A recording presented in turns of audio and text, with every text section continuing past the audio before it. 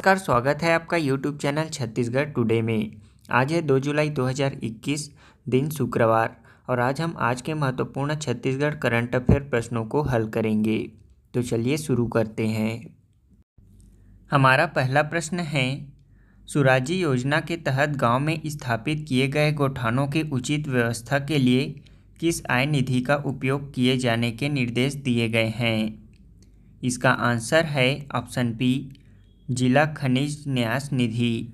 मुख्यमंत्री भूपेश बघेल ने सुराजी गांव योजना के तहत गांव में स्थापित किए गए गौठानों की व्यवस्था चाक चौबंद को उचित बनाए रखने के लिए जिला खनिज न्यास निधि DMF फंड का राशि उपयोग करने के निर्देश दिए हैं। इसके साथ ही चारागाह के विकास, गौठानों के मल्टी एक्टिविटी सेंटरों के लिए सेट का निर्माण सहित बस्तर अंचल में देवगुड़ी और घोटुल का निर्माण भी इसी मद से किया जाएगा। राज्य के ग्रामीण अंचल में मुख्यमंत्री हाट बाजार क्लिनिक योजना काफ़ी प्रभावी सिद्ध हो रही है।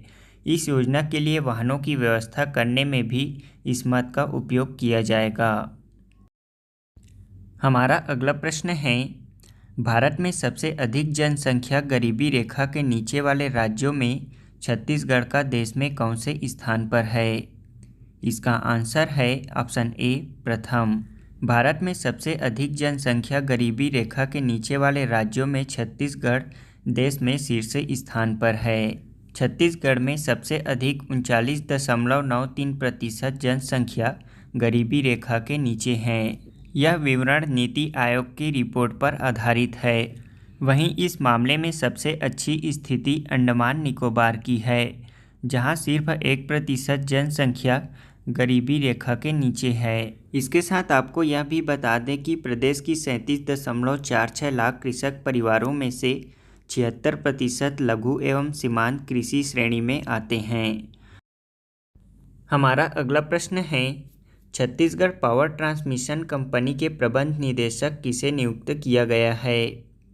इसका आंसर है ऑप्शन बी, संजय तेलंग को। छत्तीसगढ़ राज्य शासन के ऊर्जा विभाग द्वारा जारी आदेशानुसार संजय दत्तात्रेय तेलंग को Chhattisgarh state power transmission company का संचालक एवं प्रबंध निदेशक के पद पर नियुक्ति दी गई है। संजय तेलंग अब तक Chhattisgarh state power transmission company में कार्यपालक निदेशक के पद पर कार्यरत थे।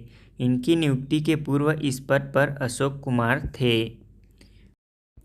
हमारा अगला प्रश्न है, हाल ही में किसने anomalies in law and justice नामक पुस्तक का विमोचन किया है? इसका आंसर है ऑप्शन ए, भारत के मुख्य न्यायाधीश न्यायमूर्ति NV रमन्ना ने। भारत के मुख्य न्यायाधीश न्यायमूर्ति NV रमन्ना ने सुप्रीम कोर्ट के पूर्व न्यायाधीश RV रविंद्रन की पुस्तक anomalies in law and justice का विमोचन किया।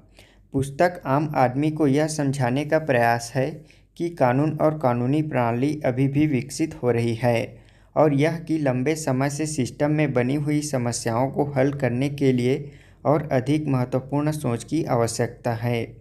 पुस्तक के प्रक्रियात्मक और साथ ही नागरिक प्रक्रिया, चुनावी सुधार और वैकल्पिक विवाद समाधान तंत्र से संबंधित वास्तविक कानून इसमें शामिल हैं।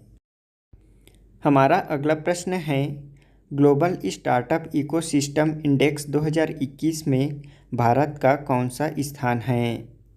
हमारा आंसर है ऑप्शन बी, 20वां।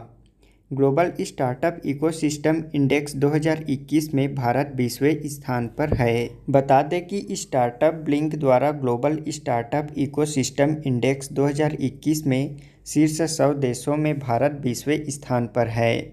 देश 2019 में 17वें स्थान पर था, जिसके बाद यह 6 स्थान नीचे गिरकर 2020 में 23वें स्थान पर रहा। रिपोर्ट के अनुसार भारत को अपने स्टार्टअप पारिस्थितिकी तंत्र को और मजबूत करने के लिए अपने बुनियादी ढांचे और इंटरनेट की गति को बेहतर बनाने की ज़रूरत है। वहीं ग्लोबल स्टार्टअप इकोसिस्टम इंडेक्स 2021 के भारतीय शहरों की रैंकिंग की बात करें तो वर्तमान में भारत के 43 शहर विश्व स्तर पर शीर्ष 1000 में सूचीबद्ध है, जिसमें शीर्ष 20 में बेंगलुरु 10वें स्थान पर, नई दिल्ली 14वें और मुंबई 16वें स्थान पर है। वहीं देशवार रैंकिंग में पिछले साल की तरह इस साल भी अमेरिका, यूके, इजरायल, कनाडा और जर्मनी शीर्ष 5 स्थानों पर हैं। हमारा पहला प्रश्न है, हाल ही में राज्य में कहाँ खुदाई के दौरान उमा महेश्वर के 5वीं सदी की प्रतिमा प्राप्त हुई है? इसका आंसर है ऑप्शन बी, आरंग में। हमारा अगला प्रश्न है, इनमें से कौन रोका छेका अभियान के संबंध में सत्य है? इसका आंसर है ऑप्शन ई, सभी। हमारा अगला प्रश्न है, वर्ष 2020-21 में राज्य को कितने करोड़ रुपए का खनिज राजस्व प्राप्त हुआ है? इसका आंसर है ऑप्शन ए, 5,517 करोड़ रुपए। हमारा अगला प्रश्न है, हाल ही में ISSF शूटिंग विश्व कप में राही सरनोबत ने कौन सा पदक जीता है? इसका आंसर है ऑप्शन बी, स्वर्ण पदक। हमारा अगला प्रश्न है, हाल ही में कहाँ भारत के पहले जैव विविधता उद्यान भारत वाटिका का उद्घाटन किया गया है? इसका आंसर है ऑप्शन सी, उत्तराखंड। अब हम कल के क्विज का आंसर जान लेते हैं। हमारा पहला प्रश्न है, ईज ऑफ लिविंग इंडेक्स 2020 के अनुसार छत्तीसगढ़ राज्य की राजधानी रायपुर देश के सर्वश्रेष्ठ राजधानियों की सूची में कौन से स्थान पर है? इसका आंसर है 8वां। ईज ऑफ लिविंग इंडेक्स 2020 के अनुसार छत्तीसगढ़ राज्य की राजधानी रायपुर देश के सर्वश्रेष्ठ राजधानियों की सूची में 8वें स्थान पर है। इस सूची के अंतर्गत रहने योग्य राजधानियों में पहले स्थान पर बेंगलुरु, दूसरे स्थान पर चेन्नई, तीसरे स्थान पर शिमला है, जबकि छत्तीसगढ़ की राजधानी रायपुर इसमें 8वें नंबर पर है। यह ईज ऑफ लिविंग का दूसरा संस्करण है। इससे पहले पहला संस्करण 2018 में प्रकाशित हुआ था। इसे निर्धारित करने के लिए 4 मापदंडों का उपयोग किया जाता है। पहला जीवन गुणवत्ता, दूसरा आर्थिक क्षमता, तीसरा स्थिरता और चौथा नागरिकों की धारणा। हमारा दूसरा प्रश्न है, लैंगिक समानता में छत्तीसगढ़ कौन से स्थान पर है?